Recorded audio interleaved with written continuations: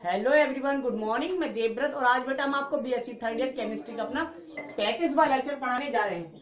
आज का बच्चों हमारा टॉपिक होगा मेटल कार्बोनिल्स।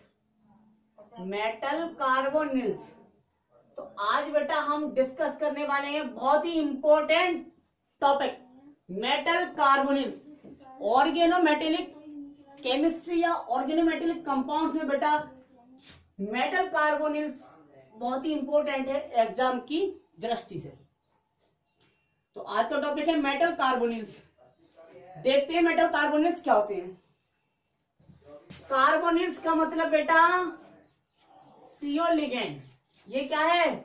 कार्बोनिल्स कहते हैं कार्बन मोनोऑक्साइड को लिगेंड की फॉर्म में कार्बोनिल कहते हैं। क्या कहते हैं? कार्बोनिल। तो कार्बोनिल का मतलब CO। अब निल्स है मतलब N। कार्बोनिल्स का मतलब CO बहुत सारे हो सकते हैं तो N। ठीक। अब मेटल क्या है बेटा? ये मेटल ट्रांजिशन मेटल, अर्थात हम कह सकते हैं डी ब्लॉक मेटल। इसका मतलब डी ब्लॉक मेटल को हम M से रिप्रेजेंट करें यदि और CO को हम इस तरह से, तो हम ये कह सकते हैं ये कंपाउंड मेटल कार्बोनिल्स कहलाएंगे। अर्थात जब ट्रांजिशन मेटल केवल और केवल कार्बोनिल लिगेंड को कंटेन करती है तो उसे कहते हैं मेटल कार्बोनिल्स। केवल और केवल बात कही हमने, केवल कार्बोनिल, लेकिन ऐसा ही नहीं है। एक कार्बोनिल ग्रुप है, एक कार्बोनिल लिगेंड है और बाकी दूसरे लिगेंड है तो भी बेटा वो मेटल कार्बोनिल्स ही है। ठीक है।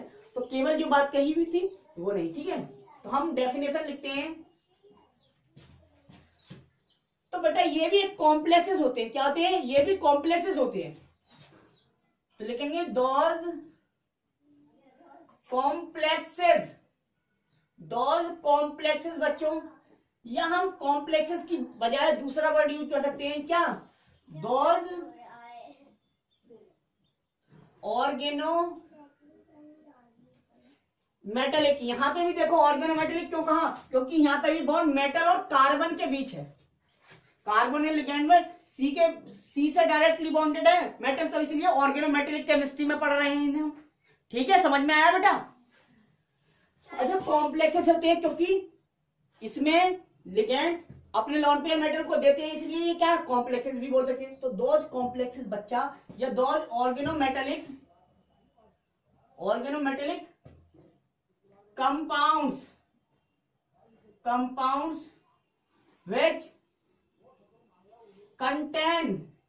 which contain CO ligand, C भी बड़ा O भी बड़ा, CO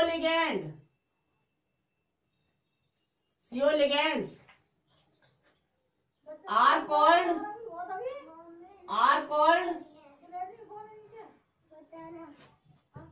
metal कार्बोनिल्स।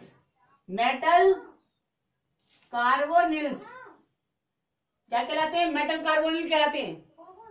या बेटा और इनके बहुत सारे नाम बताएंगे हम। पहले ये डेफिनेशन लिख लो। ठीक है। बहुत सारे नाम बताते जाएंगे, कहां इसे ये क्यों कहा। ठीक है। तो ये समझ में आया बेटा कि ट्रांजिशन मेटल होनी चाहिए और ट्रांजिशन मेटल से डायरेक्टली CO लिगेंड जुड़े होने चाहिए, उन्हें हम कहेंगे मेटल कार्बोनिल्स। अब हमें दो चीजों की स्टडी करनी है भाई। MCO ये पढ़ने हैं हमें, बेसिकली MCO का होल N, या दूसरे भी लिगेंड हो सकते हैं। चलो ठीक है, फिलहाल तो हम ये ले रहे हैं। तो इसमें हमें दो चीजें पढ़नी है, एक मेटल और एक कार्बोनिल ग्रुप। तो सबसे पहले हम कार्बोनिल ग्रुप देखें, फिर मेटल देखें। तो हम इन्हें भली बात ही समझ पाएंगे और भी ज्यादा। ठीक है। तो इंट्रोडक्शन पार्ट है बेटा, बहुत डिटेल में पढ़ाएंगे, समझ में आएगा बिल्कुल। कई लेक्चर बनाएंगे इसके। 6 नंबर का एक क्वेश्चन आपका इस टॉपिक से आता है। देखिए आप, ये जो कार्बोनिल है या कार्बन मोनोऑक्साइड है, तो देखो जरा, ये कार्बन है, ये ऑक्सीजन। बॉन्ड कैसे बना होगा कार्बन और ऑक्सीजन के बीच? कार्बन के पास कितने होते हैं बेटा? 4 इलेक्ट्रॉन होते हैं। कितने? 4। तो दो दो के साथ दो दो का साझा कर लिया, दो दो का साझा कर लिया, तो इनके बीच ये बना। अब बेटा हमें बताओ, ऑक्सीजन का तो ऑक्टेट कंप्लीट हो गया क्योंकि 6 थे इसके पास, 2 इससे ले लिए 8। इसके पास कार्बन के बैलेंस शेल में 4 इलेक्ट्रॉन होते हैं, तो 4 थे इसके पास, 2 इससे ले लिए 6, तो अभी इनकम्प्लीट है। क्या है? इनकम्प्लीट। इनकम्प्लीट है तो क्या होता है, ऑक्सीजन के पास अभी लोन पेयर इलेक्ट्रॉन बचे हुए हैं, यानी कि ऐसे इलेक्ट्रॉन जो उन्होंने बंद बनाने में भाग नहीं लिया, तो 2 लोन पेयर हैं, तो एक लोन पेयर ये ऑक्सीजन इसे दे देगा, मतलब ये कोऑर्डिनेट बॉन्ड बन जाएगा। तो इस तरह से कार्बोनिल ग्रुप जो होता है वो इस तरह से होता है, 3 बॉन्डेड। इस बॉन्ड को हम ऐसे रिप्रेजेंट करते हैं, इस पे माइनस, इस पे प्लस, इसी तरह से भी रिप्रेजेंट कर सकते हैं। ठीक है बेटा? तो ये बेसिकली स्ट्रक्चर आता है हमारा कार्बोनिल लिगैंड का। अब जो कार्बोनिल लिगैंड है बेटा वो क्या करता है, कार्बन, अब इसके पास निगेटिव चार्ज आ गया, इसका मतलब ये निगेटिव चार्ज का मतलब इलेक्ट्रॉन की अधिकता, क्योंकि एक इलेक्ट्रॉन तो था इसके पास, अब ये इलेक्ट्रॉन की अधिकता आ गई, इसका मतलब ये इलेक्ट्रॉन किसी को डोनेट कर सकता है। डोनेट कर सकता है तो मेटल को करेगा। ठीक है? तो इस तरह से मेटल से इलेक्ट्रॉन डोनेट कर देगा, तो लिगैंड की तरह बिहेव कर जाएगा। अब जो इलेक्ट्रॉन डोनेट करता है वो क्या कहलाता है? Acid, sorry base. क्या कहलाता है? बेस। तो यहां पे हम कह सकते हैं जो CO लिगैंड होता है वो किसकी तरह बिहेव करता है? Behave as a base. अब कैसा बेस? Soft base. कैसा बेस बेटा? Soft base. सॉफ्ट बेस की तरह बिहेव करता है। अब सवाल ये आता है, सर बेस तो समझ में आ गया, क्योंकि लॉन पे लुईस कॉन्सेप्ट यही बताता था, लुईस संरचना यही बताती थी क्या, कि बे एटम या ग्रुप ऑफ एटम या मॉलिक्यूल या आयन जो दूसरे पदार्थ को अपने लोन पे इलेक्ट्रॉन दे देते हैं, डोनेट कर देते हैं, वो क्या कहलाते हैं? बेस कहलाते हैं, और जो ले लेते हैं तो वो एसिड। तो यहाँ पे बेस की तरह बिहेव करेगा क्योंकि लोन पे इलेक्ट्रॉन मेटल को डोनेट कर रहा है। लेकिन बेस भी कैसा है? Soft base. अब सॉफ्ट बेस का मतलब क्या हुआ? तो बेटा बेस दो कैटेगरी में कैटेगराइज किए हमने, इलेक्ट्रॉन क्लाउड के बेस पर। हमने कहा है ऐसे बेस जिनका इलेक्ट्रॉन क्लाउड बच्चों आसानी से डिस्टर्ब हो जाए, आसानी से डिस्टर्ब हो जाए, उन्हें कहेंगे सॉफ्ट बेस। कि भैया वो तो सोचिए आप, सॉफ्ट नेचर का कहते हैं, आप किसी को कहेंगे हार्ड नेचर का। सॉफ्ट नेचर का किसे कहेंगे? बेटा जो आपके अनुसार ढल जाए, कि भाई उसका नेचर सॉफ्ट है, वो बेचारा जैसा उसे कहा जाता है वो वैसा तैयार हो जाता है, यानी कि आपने उसके इलेक्ट्रॉन क्लाउड को डिस्टर्ब कर दिया, इसका मतलब उसका इलेक्ट्रॉन क्लाउड, उसका बिहेवियर डिस्टर्ब किया जा सकता है। अच्छा, हार्ड व्यक्ति किसे कहोगे? उसे कहोगे जिसका बिहेवियर डिस्टर्ब नहीं किया जा सके, मतलब चेंज नहीं किया जा सके नॉर्मल कंडीशंस में। तो यहाँ पे सॉफ्ट बेस इसलिए क्योंकि इसका इलेक्ट्रॉन क्लाउड आसानी से यानी कि इजीली डिस्टर्ब हो जाता है। क्या हो जाता है बेटा? डिस्टर्ब हो जाता है, इसलिए ये क्या है? सॉफ्ट बेस है। अब मुझे बताओ सॉफ्ट बेस किसके साथ क्रिया करना चाहेगा? सॉफ्ट एसिड के साथ। और हार्ड एस, अगर हार्ड बेस होता तो किसके साथ रिएक्ट करना चाहता? हार्ड एसिड के साथ, क्योंकि आप जानते हैं सॉफ्ट एसिड, चलो soft base interact with soft acid. Soft base soft acid के साथ इंटरैक्ट करता है, तभी ये स्टेबल हो पाएगा, तभी ये स्टेबल होगा। ऐसे हार्ड बेस होता तो वो इंटरैक्ट करता किसके साथ? हार्ड बेस के साथ। आप जानते हैं सॉफ्ट अधिक स्टेबल, हार्ड अधिक स्टेबल। बेटा आपका नेचर सॉफ्ट है तो आप किसके साथ स्टेबल रहेंगे? आप किसके साथ रिश्ता बनाना चाहेंगे? जिसका नेचर भी आपकी तरह सॉफ्ट हो। यदि आपका नेचर हार्ड है तो आप किसके साथ रिश्ता बनाना चाहेंगे? जिसका नेचर भी हार्ड होगा। चलो आपने कह दिया नहीं, हार्ड वाला भी ये चाहता है कि मुझे सॉफ्ट वाले नेचर वाले के साथ रिश्ता बनाना है, तो क्या वो स्टेबल हो पाएगा? नहीं, वो अनस्टेबल हो पाएगा, वो टूट जाएगा इसका। इसी तरह से जो स्टेबिलिटी की बात करें तो सॉफ्ट का इंटरेक्शन स्टेबल होता है और हार्ड का इंटरेक्शन स्टेबल होता है। तो बेटा यहाँ पे जब ये CO सॉफ्ट बेस है तो वो किसके साथ, अब मिलना तो मेटल के साथ है। किसके साथ? मेटल के साथ। तो ये मेटल भी कैसे होने चाहिए? Soft acid. भाई एसिड तो है मेटल, मेटल एसिड की तरह बिहेव करती है, एसिड की तरह बिहेव करती है। कैसे पता चला एसिड की तरह बिहेव करती है? लुईस भाई साहब ने बता दिया था कि जो लोन पे इलेक्ट्रॉन एक्सेप्ट करे वो एसिड, तो ये इससे लोन पे इलेक्ट्रॉन एक्सेप्ट कर रहा है, कार्बोनिल ग्रुप से एक्सेप्ट करता है लोन पे, इसलिए ये एसिड है। ठीक, अब ये सॉफ्ट कहां से हुआ?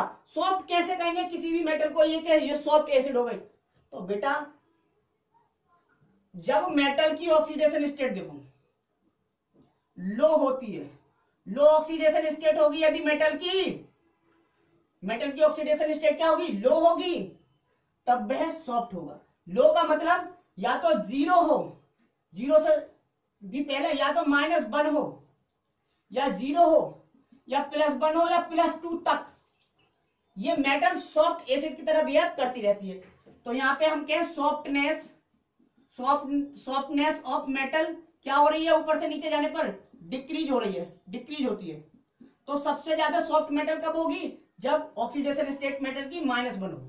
क्या हो? -1 हो। इससे ज्यादा तो रेयर केस आते हैं। मेटल कार्बोनेट्स में मेटल की ऑक्सीडेशन स्टेट जनरली +2 तक देखी जाती है पॉजिटिव में, और इधर तो -1 भी होती है, 0 भी होती है, +1 भी होती है।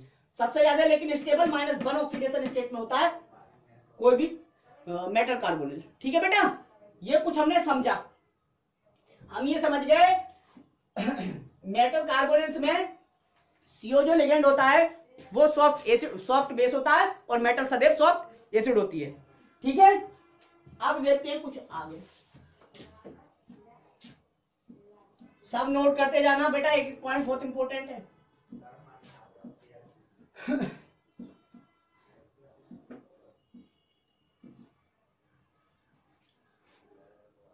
अब देखिए बेटा,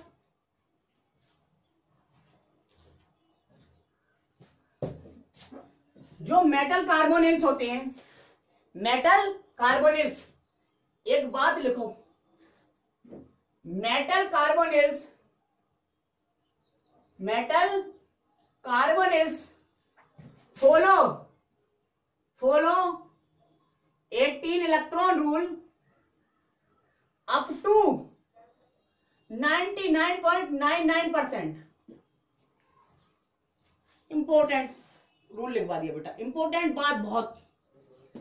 जितने भी मेटल कार्बोनेट्स होंगे बच्चों वो 99.99%, मतलब ऐसे कह सकते हैं कि सदैव, क्योंकि 1.1% का कोई महत्व नहीं है, 100% ही लिख दिया, इसका मतलब ये 99.99% का मतलब 100% हो गया। इसका मतलब मेटल कार्बोनेट्स तो अधिकांशतः 18 इलेक्ट्रॉन रूल को फॉलो करेंगे। 18 इलेक्ट्रॉन रूल, 18 इलेक्ट्रॉन रूल, ये 18 इलेक्ट्रॉन रूल क्या है? 18 इलेक्ट्रॉन रूल ये है कि मेटल कार्बोनेट्स में मेटल की बैलेंस सेल में 18 इलेक्ट्रॉन होने जरूरी है, कंपलसरी है, इसे 18 इलेक्ट्रॉन रूल कहा गया। तो कह सकते हैं हम मेटल कार्बोनेट्स में मेटल की वैलेंस सेल में सदैव 18 इलेक्ट्रॉन होंगे और होंगे। ठीक है बेटा, यह बात बहुत इंपॉर्टेंट है, यह बात हमने देख ली। अब हम देखते हैं मेटल कार्बोनिल्स कितने प्रकार के होते हैं, वर्गीकरण देखते हैं। 3 तरह से हमने वर्गीकरण सिखाएंगे आपको, उससे आगे कुछ नहीं। जितने भी मेटल कार्बोनिल्स होंगे सब उन्हीं वर्गीकरण में वर्गीकृत हो जाएंगे, दुनिया के जितने भी होंगे। ठीक है, उससे पहले बेटा मेटल कार्बोनिल्स में, चूंकि आपको पता है ये TM है, TCO, ठीक है ना, MCO का होल N है, इसका मतलब ये मेटल है। मेटल मैंने कहा ट्रांजिशन मेटल्स। तो बेटा ट्रांजिशन मेटल्स हमें याद होना बहुत इंपॉर्टेंट है, क्योंकि ट्रांजिशन मेटल याद करना ही पड़ेगा आपको। ट्रांजिशन मेटल सेकेंड ईयर में हमने डी ब्लॉक एलिमेंट्स पढ़े हैं बेटा, वहां पे आपने याद कर लिया तो बेहतर है। अगर आपने याद नहीं किया है तो मैं आपको श्रेणी में एक बार सभी ट्रांजिशन मेटल एलिमेंट लिख देता हूं, ठीक है। फिर हम अपना क्लासिफिकेशन देखेंगे, सही है। तो देखो जरा,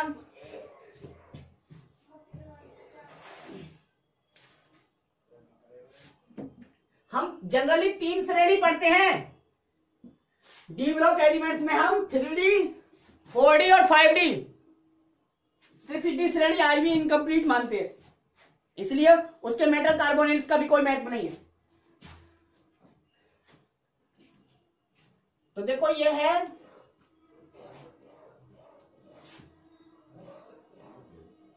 यहां से लिखूंगा,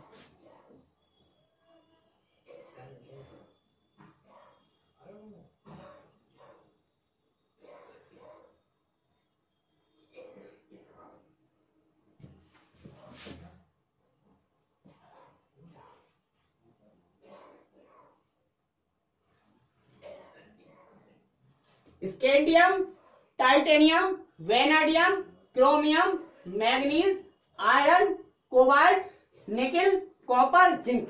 ये 3D श्रेणी है, 3D सीरीज है। यह हिसाब फर्स्ट ट्रांजिशन सीरीज कहते थे, फर्स्ट ट्रांजिशन सीरीज कहते थे। पूरे नाम हमने बोल दिया, scandium, titanium, vanadium, chromium, manganese, iron, cobalt, nickel, copper, zinc, ठीक। इसे याद कैसे करें बेटा? तो हमने क्या एक दोहा नहीं कह सकते, एक श्लोक बना दिया। ये यहां से यहां तक हमने कह दिया शक्ति, क्या कह दिया? शक्ति। ये और ये मिला के कह दिया वक्र, शक्ति वक्र मन, शक्ति वक्र मन फेंको, शक्ति वक्र मन फेंको, निकुंजन, जन, शक्ति वक्रमन फेंको निकुंजन, हो गया। तो एक शब्द कह सकते हैं, इस श्रेणी को याद कैसे करेंगे? ये एक शब्द मिल गया, सॉरी यहां लिख दो बेटा ये शब्द,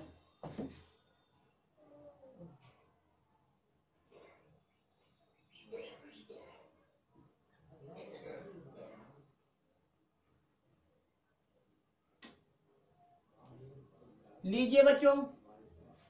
ये संस्कृत का वर्ड ना लग रहा है, जैसे संस्कृत के बहुत लंबे शब्द होते हैं ना, बहुत बड़े, तो ये बहुत बड़ा शब्द हो गया, शक्ति वक्रमन फेंको निकुंजन, शक्ति वक्रमन फेंको निकुंजन, ठीक है। शक्ति मतलब SC और TI शक्ति, वेनाडियम क्रोमियम वक्र, Mn मन, आयरन और CO मिलकर हो गया फेंको निकुंजन, निकल को कॉपर और जिंक, हो गया। दूसरा ये क्या है? Yttrium, zirconium, niobium, molybdenum, technetium, ruthenium, rhodium, palladium, silver और कैडमियम। ये श्रेणी कहलाती है बेटा, ये यहां तक है, ये श्रेणी कहलाती है 4D सीरीज या सेकेंड ट्रांजिशन सीरीज। बात रही एटॉमिक नंबर की, ये 21 से स्टार्ट होती है और 30 तक होता है इसका एटॉमिक नंबर। 21, 22, 23, 24, 25, 26, 27, 28, 29, 30, ठीक है। ये yttrium, zirconium, niobium, molybdenum, technetium, ruthenium, rhodium, palladium, silver, cadmium. इसे याद कैसे करें? तो इसके लिए लर्निंग पैटर्न बना दिया बेटा हमने, यारी जरा निभा, एंड भी मतलब निभा, यारी जरा निभा, मौत तक, मौत एमो मौत, TC तक, यारी जरा निभा मौत तक। RU मतलब रुकावट बेटा, रुकावट। RH मतलब राह, रुकावट राह में पड़े, RH रुकावट राह में, PD मतलब पड़े, तो AG मतलब होगा आगे, CD मतलब कूद जा, CD मतलब कूद जा। यारी जरा निभा मौत तक बेटा, रुकावट राह में पड़े तो आगे कूद जा, पीछे मत हटो, यदि यारी निभाइए तो। भाई एक लाइन बना दी, यारी जरा निभा मौत तक, रुकावट राह पड़े तो आगे कूद जा। बेटा ये थोड़ी ना इसी से याद करो, आपको वैसे याद है तो कोई जरूरत नहीं है, हम तो दे रहे हैं, जो जिन बच्चों को याद नहीं है तो वो ऐसे भी याद कर सकते हैं, ठीक है। ये 39 से 48 तक है एटॉमिक नंबर की बात करें।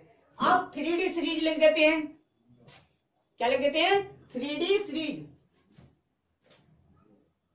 ये है लेंथेनम, ये hafnium, tantalum, tungsten, rhenium, osmium,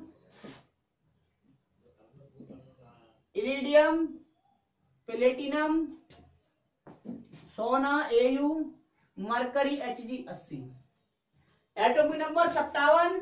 57 के बाद बेटा एफ ब्लॉक में जाएंगे, उसके बाद 72 से आएगा यहाँ पे 72, 73, 74, 75, 76, 77, 78, 79 और ये 80 एटॉमिक नंबर। ये इसे कैसे याद करें, तो इसे याद करेंगे, लर्निंग पैटर्न है LAHF और TF मिलकर हो गए ला हफ्ता। ला हफ्ता, ये समझ लो हफ्ता मांगने जा रहे हैं, ला हफ्ता और हफ्ता मांग रहे हैं ओसामा से। ला हफ्ता W से वरना, ला हफ्ता वरना रे ओसामा, OS मतलब ओसामा। ला हफ्ता वरना रे ओसामा। यार इधर पीटी मतलब पिटाई, इधर पिटाई, AU मतलब और, HG मतलब होगी। मतलब ये था ओसामा भाई साहब हफ्ता मांगने गए तो उस समय उन्हें किसी व्यक्ति को गुस्सा आ गया, उसने पीट दिया। पीटने के बाद फिर वो क्या कह रहा है, ला हफ्ता बनना रे ओसामा के जितना मैंने हफ्ता तुझे दिया वो ला हफ्ता बनना रे ओसामा, इधर पिटाई और होगी। अभी तो मैं नहीं मारा, सभी मारेंगे मिलके। ला हफ्ता बनना रे ओसामा, इधर पिटाई और होगी। ऐसे याद करने की कोई जरूरत नहीं है, यदि आपके पूरे याद है इट डजंट मैटर। लाभ उठाइए, ठीक है, इस ट्रिक का और कोई मतलब नहीं है, सही है। अच्छा अब बेटा एटॉमिक नंबर तो लिख दिए, इस सीरीज को हम कहते हैं 5D सीरीज। क्या कहते हैं, 5D सीरीज या third transition series. Fourth series भी है, लेकिन बेटा फोर्थ अभी इनकम्प्लीट है इसलिए उसे नहीं लिख रहे हैं। मेटल कार्बोनिल्स, इन्हीं ट्रांजिशन मेटल्स। अब देख लीजिए बेटा, ये ट्रांजिशन मेटल्स हैं जिनके साथ CO लिगेंड मिलाना है और मेटल कार्बोनिल्स बनाने हैं। इनमें भी हर मेटल कार्बोनिल कंपाउंड नहीं बनाती है।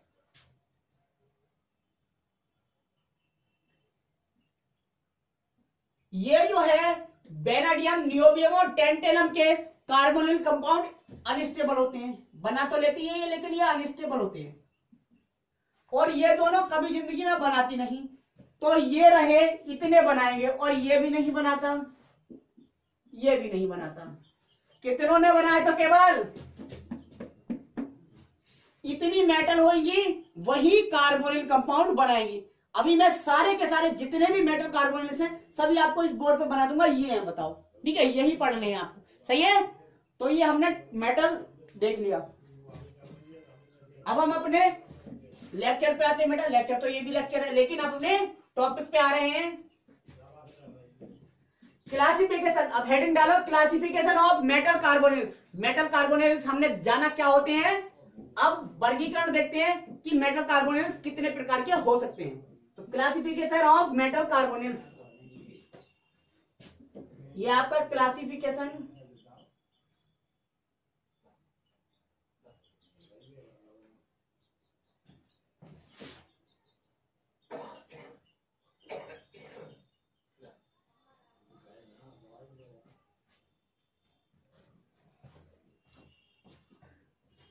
मेटल कार्बोनिल्स का वर्गीकरण बच्चों। तो मेटल कार्बोनिल्स बेटा डिफरेंट बेसिस पर हमने क्लासिफाई किए। पहला वर्गीकरण का आधार बताते हैं हम,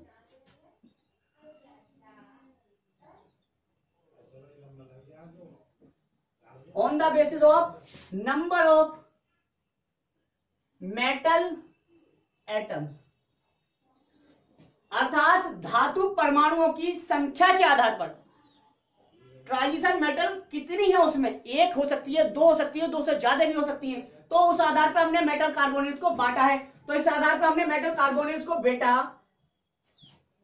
दो भागों में बांटा है, केवल दो भागों में। एक है मोनोन्यूक्लियर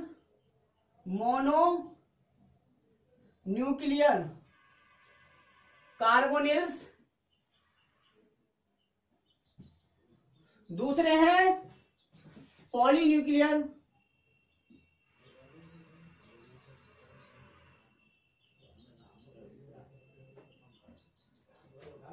मोनोन्यूक्लियर कार्बोनिल्स और पॉलीन्यूक्लियर कार्बोनिल्स। मोनोन्यूक्लियर कार्बोनिल्स वे कार्बोनिल्स या मेटल कार्बोनिल्स, चलो यहां भी लिख सकते हैं तुम, मोनोन्यूक्लियर मेटल कार्बोनिल्स, वे मेटल कार्बोनिल्स जिनमें केवल एक ही ट्रांजिशन मेटल होती है, एक ही ट्रांजिशन मेटल होती है, क्या कहलाते हैं, मोनो न्यूक्लियर मेटल कार्बोनिल कहलाते हैं। ठीक है, मोनोन्यूक्लियर मेटल कार्बोनिल कहलाते हैं। एग्जाम्पल FeCO का होल 5, CrCO का होल 6, NiCO का होल 4, NiCO का, ठीक है ऐसे, इसमें मेटल एक ही है सब में, ETC। ठीक है, अब बात आई बेटा पॉलीन्यूक्लियर कार्बोनिल्स, तो क्या लिखेंगे, वे मेटल कार्बोनिल्स जिनमें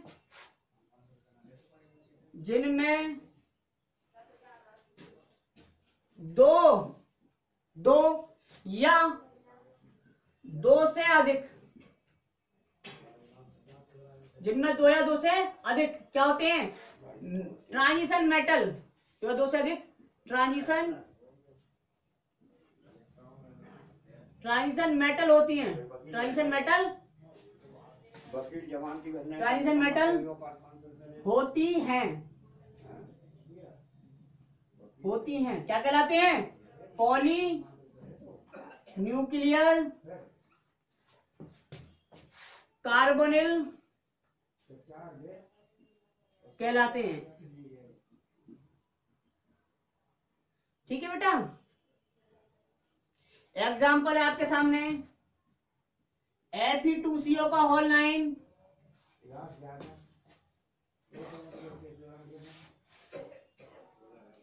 Mn2CO का होल 10,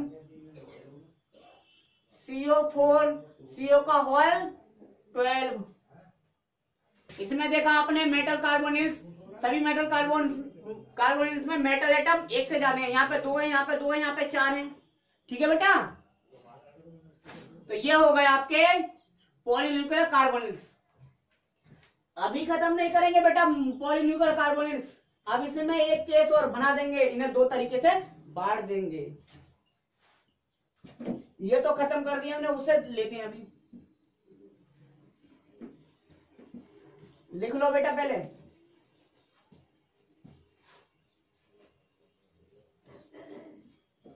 पहला ही आधार चला,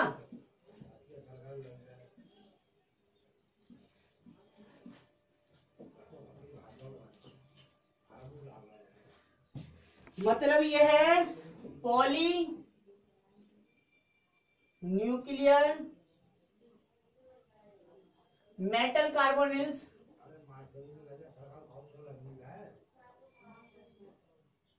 पॉलीन्यूक्लियर मेटल कार्बोनिल्स भी दो प्रकार के,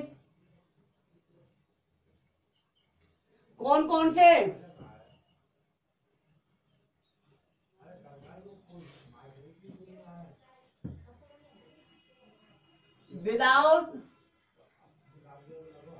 without having bridge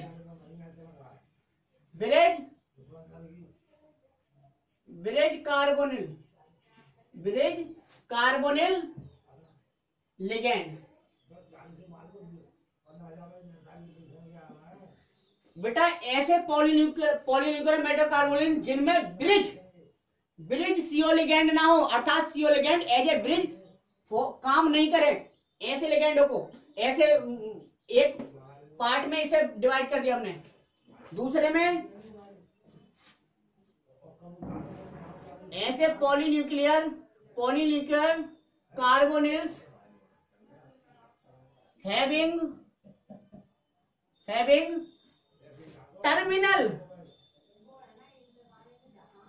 terminal as well as bridge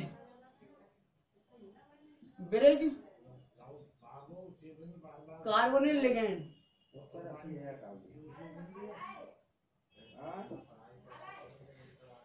ये अर्थात हम ये भी कह सकते थे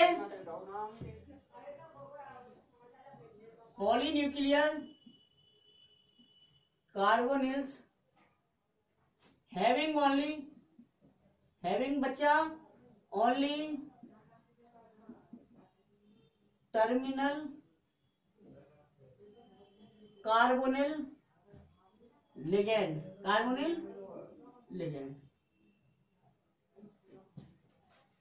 अब एग्जाम्पल देखना बहुत इंपॉर्टेंट है बेटा, एग्जाम्पल देखते हैं जरा दोनों के।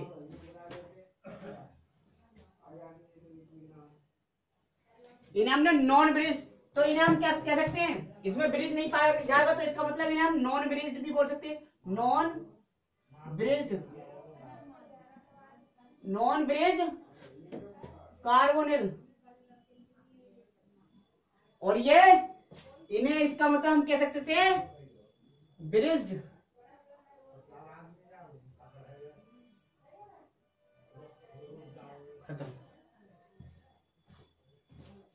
एग्जाम्पल दिखाएंगे, अब आपको समझ में आएगा। एग्जाम्पल ये है, देखो बेटा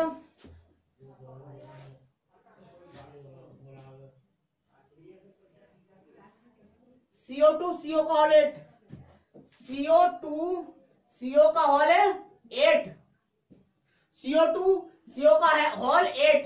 इसकी स्ट्रक्चर देखो जरा, ये कोबाल्ट है, ये कार्बोनिल है, ये मेटल एटम 2 है इसलिए पॉली है, CO8 है, पॉलीन्यूक्लियर तो है, लेकिन ये कैसा है इसकी स्ट्रक्चर से पता चलेगा। ठीक है, स्ट्रक्चर से पता चलेगा। तो देखो जरा, ये CO एक मेटल, ये CO एक मेटल, ये CO लिगेंड, ये CO लिगेंड, ये CO लिगेंड, ये CO लिगेंड। ठीक है, यहां पे ये CO लिगेंड, ये CO लिगेंड, ये CO लिगेंड और ये CO लिगेंड, ये मेटल बॉन्ड है। इसमें कोई भी ब्रिज कार्बोनिल लिगेंड नहीं है, सभी क्या है, टर्मिनल है। ये भी चारों टर्मिनल कार्बोनिल ग्रुप है, ये भी चारों टर्मिनल कहते हैं बेटा सिरे वाले कार्बोनिल लिगेंडों को। ठीक है, और एग्जांपल दिखा देती है, एग्जांपल सेकंड एग्जांपल और है बेटा Mn2CO का होल 10, Mn2CO का होल 10,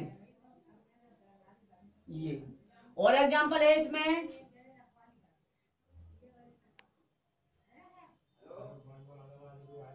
Te2CO का होल 10,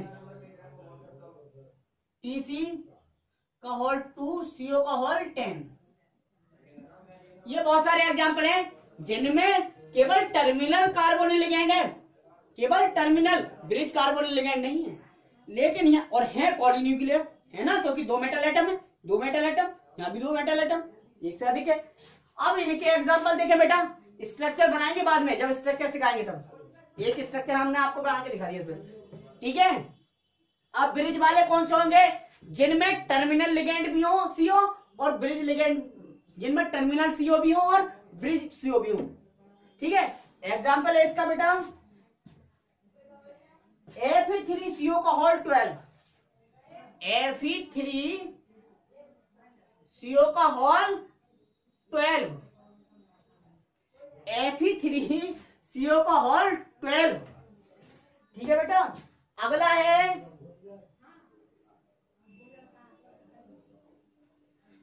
Fe2CO का होल 9, Fe2CO का होल 9, ये भी इसी तरह का लिगेंड है, सॉरी कार्बोनिल है। नेक्स्ट है बेटा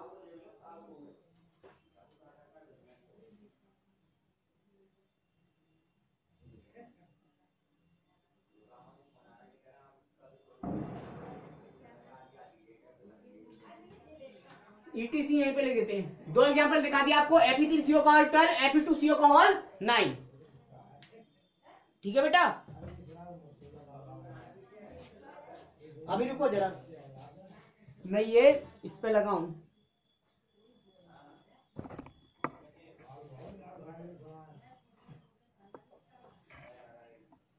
ठीक है बेटा,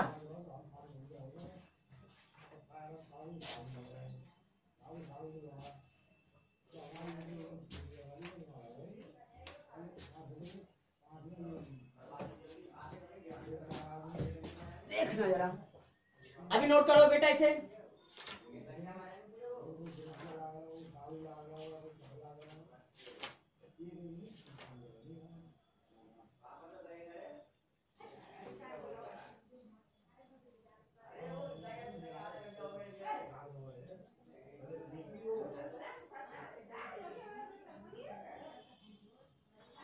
Fe2CO का होल 9 का स्ट्रक्चर देखो जरा, दिख जाएगा आपको।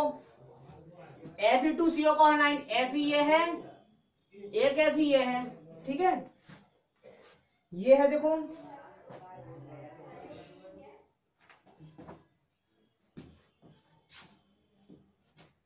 ये CO, ये CO लिगेंड, ये CO लिगेंड, ठीक।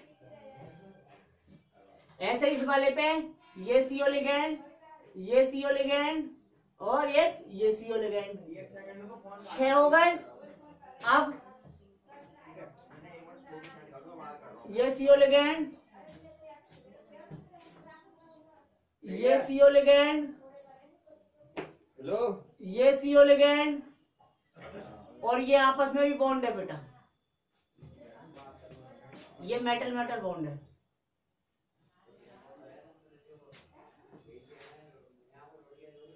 ठीक है बेटा, तो इसमें क्या देखा आपने, ये टर्मिनल कार्बोनिल, ये टर्मिनल कार्बोनिल, लेकिन ये जो तीन है कार्बोनिल, ये तीन ये कैसे हैं, ब्रिज कार्बोनिल है। तो पॉलीन्यूक्लियर में ये कौन सा वाला है, ब्रिज पॉलीन्यूक्लियर कार्बोनिल कंपाउंड है। ठीक है, इस तरह से अभी 3 का भी बना सकते थे, लेकिन आपने एक दिखा दिया हमने स्ट्रक्चर, अभी स्ट्रक्चर वाला पार्ट स्ट्रक्चर में पढ़ाएंगे। ठीक है, ये हो गया। अब बेटा देखते हैं हम दूसरे तरह का classification.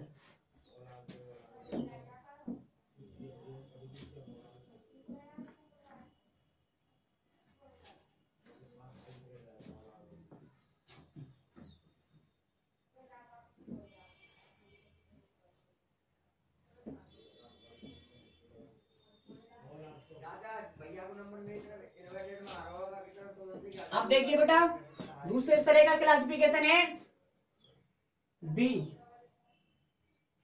On the basis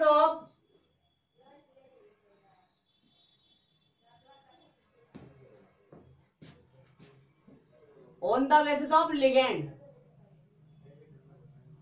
on the basis of ligand, ligand के बेस पर बेटा इसे हमने होमोलेप्टिक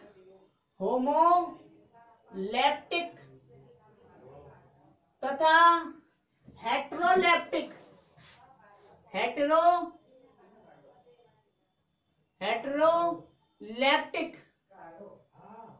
होमोलेप्टिक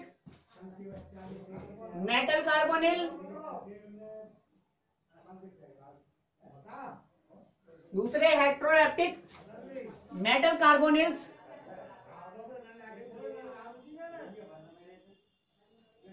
इनमें बांटा है।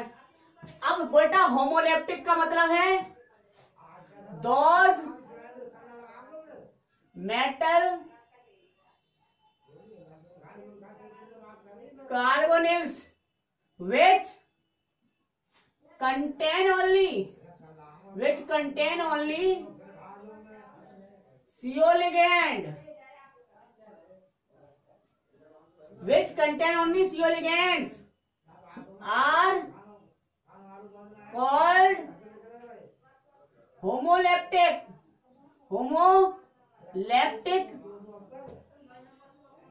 carbonyls. एग्जाम्पल, हमने इस चैप्टर में होमोलेप्टिक ज्यादातर पढ़ना है।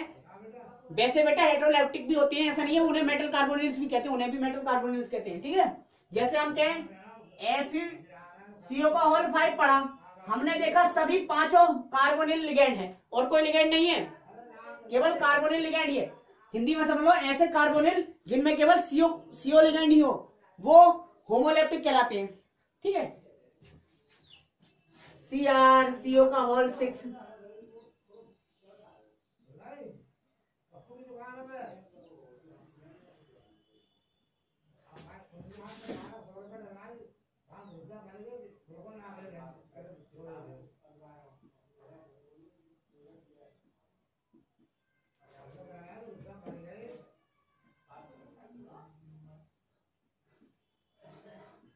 सभी में देखा होगा CO लिगेंड है केवल और कोई लिगेंड नहीं है, तो ये होमोलेप्टिक है सब।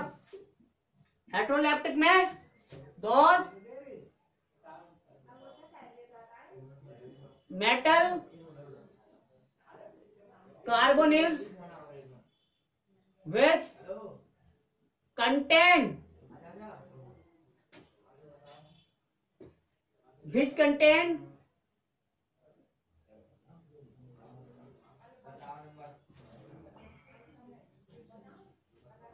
which contain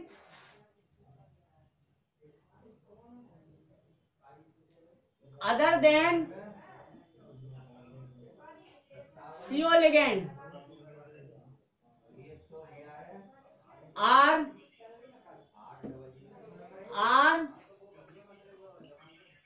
called heteroleptic.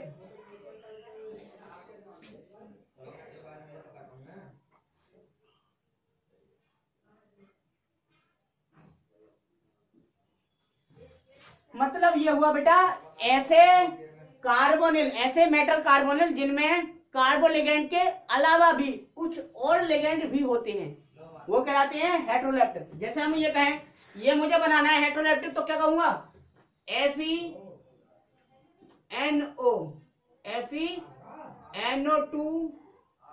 FeNO2 CO का होल 4, 5 ही हो गई, सॉरी एक सेकेंड,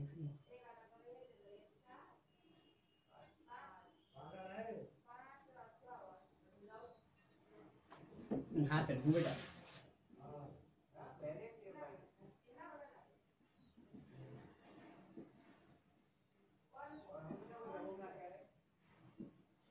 ये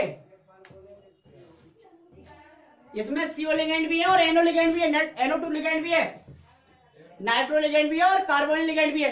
तो ये हेट्रोलेप्टिक होगा, एक से अधिक, हेट्रो मतलब विषम, जिसमें विषम लिगेंड हो, कार्बोनिल लिगेंड के अलावा और दूसरा कोई भी लिगेंड आ जाए, एक्वा आ जाए, एमीन आ जाए, व्हाटएवर, तो वो सभी हेट्रोलेप्टिक मेटल कार्बोनिल्स कहलाएंगे। क्या अब ये मेटल कार्बोनिल्स नहीं रहा भैया, अभी भी क्या है, ये मेटल कार्बोनिल्स है, अभी भी ऑर्गेनोमेटेलिक कंपाउंड भी है, अभी भी क्या है, कॉम्प्लेक्स है। ठीक है, कॉम्प्लेक्स जन्मदाता है। हो गया, ये देख लिया हमने। अब तीसरे प्रकार का जो वर्गीकरण है वो था स्ट्रक्चर के बेस पर। काय के बेस पर बेटा, स्ट्रक्चर यानी कि संरचना के आधार पर। संरचना के आधार पर वही था नॉन ब्रिज्ड और ब्रिज्ड। स्ट्रक्चर के बेस पर हमने, चलो ये लिखना नहीं है क्योंकि पहले करवा दिया अभी, on the basis of structure, संरचना के आधार पर दो तरह के थे, नॉन ब्रिज्ड मेटल कार्बोनिल, दूसरे थे ब्रिज्ड मेटल कार्बोनिल। ये बताओ, मैंने उसमें नहीं, उसी क्लासिफिकेशन में मैंने इस क्लासिफिकेशन को नियुक्त कर दिया। किसमें? मोनोन्यूक्लियर और पॉलीन्यूक्लियर को हमने पॉलीन्यूक्लियर ही किस में बांट दिया? दो ग्रुप में बांट दिया, नॉन ब्रिज्ड और ब्रिज्ड वाले में। ठीक है, तो ये वाला क्लासिफिकेशन वहीं खत्म करवा दिया। तो इस तरह से आपका क्लासिफिकेशन क्या हो जाता है बेटा? कंप्लीट हो जाता है। अब कल हम इसके बारे में और कुछ पढ़ेंगे, बहुत इंपॉर्टेंट एक टॉपिक, एक ट्रिक डिस्कस करूंगा, जिससे आपको सभी मेटल कार्बोनेल्स पता चल जाएगा चुटकियों में कौन कौन से होते हैं, कितने होते हैं। सही है, तो आज के लिए बस इतना ही। Thank you very much.